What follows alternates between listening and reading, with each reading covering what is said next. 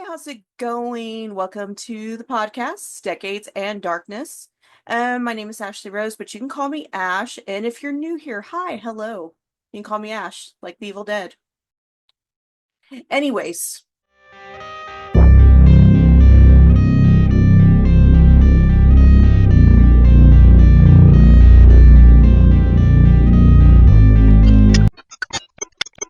that being said, you might see my cats in the background if you're watching the video on YouTube. If you're new here, make sure to like, share, subscribe if you would like some band history. And of course, we have some interviews with some great bands that you could check out. And we also have music on here and lyric videos. And also make sure to check our recommended artist tab on the front page. And you can go to deatharts13.com. This is a Death Arts 13 podcast. And as you can tell, if you clicked on this video, the thumbnail might be different because I had to re-record it. Thank you. Thank you. I had to re-record it, so I am wearing my Lost Boy shirt. I've had this shirt for a few years. It's got, I don't know if you can see it. It's got David on it, but it is ironically, Lost Boys is not my most favorite vampire film. I do enjoy it, but it's not my favorite one. So there's that. We're not here to talk about vampire films, though. If you clicked on this, it's because we're talking about the Misfits. So Misfits did play both weeks of Coachella, as you all know. This is an episode of the podcast that's actually written by our research team, and this particular one is written by Jameus Mooney, and you'll see him in the credits. So anyways, this is actually going over Misfits right around the CBGB era when they first started. We're not going to go over everything. I know someone's going to be upset and someone's going to make a comment, and that's okay. You're welcome to comment. By the way, if you want to comment, have you heard about this thing where people are like creating relationships with their chat GPT? And they're like giving them names and stuff. It's kind of spooky in a way. If you have, say something, or just comment a little robot emoji or something. This episode is powered by Curse Cosmetics. Use my code ARoseDistortion for 10% off, where horror meets beauty. And also go to Abracadabra NYC, where horror is year-round. The year-round Halloween store. That's Abracadabra NYC. Same code for 10% off A Rose Distortion. Go ahead and start Discovery of Misfits week after the roaring success of what was Ride the Lightning. Metallica's Kirk Hammett once described Misfits as an audio version of Monster Mag. Now, if you don't know what Monster Mag is, look at the picture-in-picture action over here. There's a picture there. If you're listening to the audio, I'm sorry that you can't see it, but on Spotify, you should be able to see it. Blink-182's Tom DeLonge has stated that Where Eagles Dare was his primary musical influence. Walk Among Us saw its second life because of the cover that was done for Tony Hawk's Pro Skater. Now, this was performed by My Chemical Romance, specifically chosen by Gerard Way. Gerard Way had a fascination with the band. If you're not familiar with My Chemical Romance, eventually we will go over them. I've seen My Chemical Romance when they first came out before the Black Parade, so that can give you an idea how old I am. So anyways, both of these direct influences make sense. Hammett is known for his love of all things B horror, while Gerard Way's comic affection is responsible for one of the biggest shows on Netflix that has ever been greenlit, and that is Umbrella Academy. Or is it The Umbrella Academy? I remember when it first came out, they gave it for free, like on Free Comic Book Day, the first year it came out. I did have the first issue, but I never really devoted time to read it. But it is a show now, so you can see Umbrella Academy on Netflix. However, the two similar yet striking different hobbies were blended into one medium by a band that wasn't necessarily thrash like 80s Metallica or post-hardcore like My Chemical Romance through the early years. Yet this band almost was never and wouldn't have been if it weren't for a biker bar turned music hall in the East Village. Now, can you guess what that bar might be? Well, if you don't know, We're going to find out pretty soon. You're going to learn some stuff here. Now, where does one actually start with a band like the Misfits? Misfits has such a large history. Rotating members of the band. There's the Graves era. This is particularly, we're talking about the beginning, specifically with Glenn Danzig. This didn't last very long. In fact, two of their most iconic tracks, Death Comes Ripping and Blood Feast, were originally meant for Sam Hain, which was Danzig's next project. Now, Sam Hain was after Misfits. This is where like Glenn was going into a more like goth rock metal type sound. And then eventually that band would turn into Danzig. We'll get into that another day because that's not what this video is about.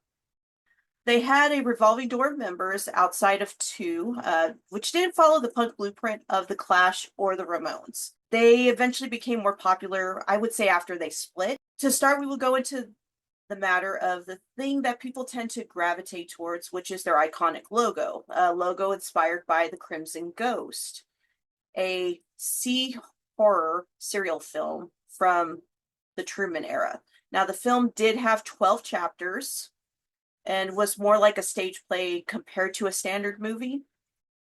Here you go. There's some clips somewhere here. They're going to pop up. You'll see them. Now, it was largely forgotten through pop culture. The character did have a striking look. It had striking makeup. This became more of, I would say, not like an attraction to Glenn, to Danzig, which would lead him to be, the character's makeup would become something that would stick to Glenn. The image eventually became their logo because of how striking the makeup was. Now, it wasn't about using any type of iconic monster. Nobody really knew who the Crimson Ghost was.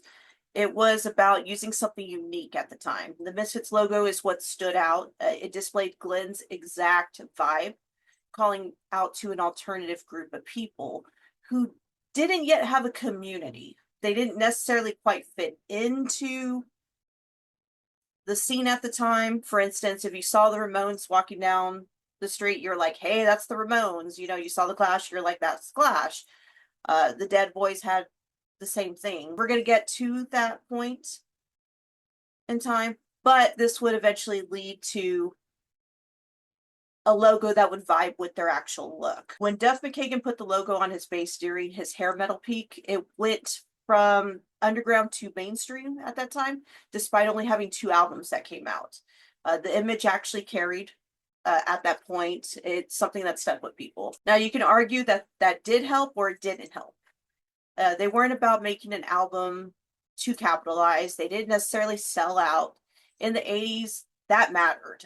Underground scenes like skateboarding, horror, punk wanted authenticity. Misfits felt like one of them. Even the name fits. What's going on, y'all? This is Jacob with Secret Society of Goths, and I've spent the past half decade making content for bands from all over the world to help them grow their audiences organically. I never use AI and I never use bots, so if you're an artist trying to grow your audience, hit me up. Send me one message on Instagram and we will get a plan going for you. Marilyn Monroe's film, not necessarily the fans, it still would have became the, they still would have became the band for the Misfits. Now, the band started like many others, suburban New Jersey kids, Glenn Danzig and Manny Martinez. Jerry Coffin was dating Martinez's neighbor. He picked up a bass, joined the band, and would later become Jerry Only. Hence the name Only Fiends, because we're going to talk about a little bit about Jerry Only and Danzig, which were the two most consistent in the band at the beginning and until their feud, but that's later on. We'll eventually get to that. They began with the keyboard-driven Cough and Cool. Eventually, they found their sound on Earth AD, which opens more like Eraserhead than punk. It's quick, it's heavy, it's gothic, it's dark. Misfits created horror punk at that time. This is more or less what they would describe as horror punk. No one's exactly more or less sure where it originated from.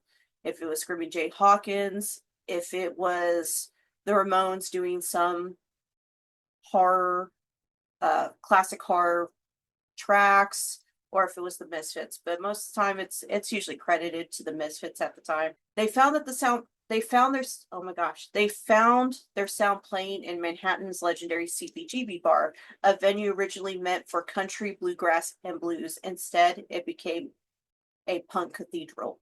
It had Talking Heads, it had Blondie, it had Dead Boys, it had CBGBs. It was the spot. But Misfits didn't necessarily quite fit in. Jerry Only recalled at a party with Sid Vicious that everyone was shooting dope, but he wasn't about that life. That night, he and Danzig chose their path. Horror, sci-fi, B movies, not drugs. They were different. On a drive to Connecticut, he heard Sid Vicious had died. CBGB knew who the Misfits were, but the scene was dying off. The Misfits decided to build something different. Their 1996 debut album, Static Age, was originally recorded in 1978, so it sat in a vault for nearly 20 years. Stop here for a minute. As far as the horror punk sound, why it's called horror punk, a lot of people, I've seen a couple interviews with a few people. They're not necessarily sure how it started, but I'm going to safely say, like I said, this isn't an assumption. This is not necessarily based off of facts, but because they wanted to differentiate themselves from the scene versus it being super political or versus being about shooting dope, which was the current scene at the time, which is why they selected to focus more on sci-fi and horror. So they kind of created their own subgenre at that point to differentiate them from what we do know as punk and horror punk. So this is an assumption, like I said. This is the earliest documentation that our research team has, is that that's necessarily how that subgenre got built into having a name. Once again, it's assumption. We weren't there at that time, but it's safe to say that we kind of more or less know that that's the reason why and how it started and why it necessarily started. Let's get back to it. Danzig had a label called Blank Records. So did Mercury. Danzig gave them the name in exchange for studio time. 17 tracks were recorded. 4 went to the Bullet EP. And were all wrapped in a striking logo and a devil lock hair style, which you could still see to this day. They're still rocking it. Mainly Jerry and Doyle are. So here's some photos. They weren't like the others. They looked different. They sounded different. They built their own label. They also built their own Fiend Club, which is more or less like, we could say it was the original fan club. I recall Glenn in an interview stating that there was originally a little bit over, I can't remember the exact number, but I do know it was over 4,000 original members in the Fiend Club. And this helped with merchandising, promoting, and it helped fund them during that time. While others got signed, they ended up building their own path to an independent, very DIY, do it yourself as you know it. It still took 6 years to get the album out. In that time, they were grinding, playing CBGB, swapping members, recording, fighting skinheads in London, getting arrested. And as you know, that is the history of how we got London Dungeon, which was from that arrest. Danzig wanted to move into a different direction. Jerry Only wanted to necessarily stay in the punk direction. Doyle wanted to go more metal. By the mid-'80s, the band completely fractured at that point. Still, their aesthetic left a legacy. You know, who would Slipknot be without the mask? Without the Misfits? Thrash bands like Metallica, thrash metal bands like Metallica and Slayer, they were all heavily inspired by Misfits, at least the original run of them. As Danzig went solo, the band saw renewed interest. Covers reissued a new lineup, but something was missing. Without Danzig's vocals and lyrics, the sound felt a little bit off. They leaned into 90s metal, but it kind of lost its vibe there. So despite the short run, Misfits changed how bands market, how they dress, how they created. They didn't just make horror punk. They made an entire scene that bands still thrive off, whether it be metal, whether it be thrash, whether it be alternative, punk, goth. till this day, a lot of those scenes were created and thrived because of bands like the Misfits. So that's pretty much it. That is, as you can tell, the beginning. And I felt like it's a good start. I think anything Misfits is a good start. This actually wasn't supposed to be the first episode, but we decided, because of Coachella, why not? We can always use more Misfits material, more Misfits videos, but we will eventually have a part going into the other years, but this is just the beginning. And like I said, not everything is fully covered. Not everything will be covered in this video, but it's a good starting point. Next episode, we'll be talking about Resident Evil and its influence and impact on horror. Once again, thank you for tuning in. My name is Ashley Rose. Make sure to like, share, subscribe. Check our featured band, our featured artist section. Go to deatharts13.com. And of course, if you like music, we got some great interviews to subscribe to, and I'm here for you every week. Bye. All right, it's time for my favorite part, the credits. Writers, Ash, that's me, your host, Jameus Mooney. All research is done by the Death Arts 13 research team. That includes me sometimes, Ash, and also Jameus does the research as well. Executive producer, that's me, Ashley Rose, your host. And special thanks to Curse Cosmetics, Abracadabra NYC, 8-Bit Magnet Co., Rep Sports, Raise Energy, Club Early Bird, Canva, because I feel like no one thinks Canva, and Secret Society of Goths, telling secrets for over 7 years. This has been a deatharts13.com production. So give us a follow at deatharts13.com.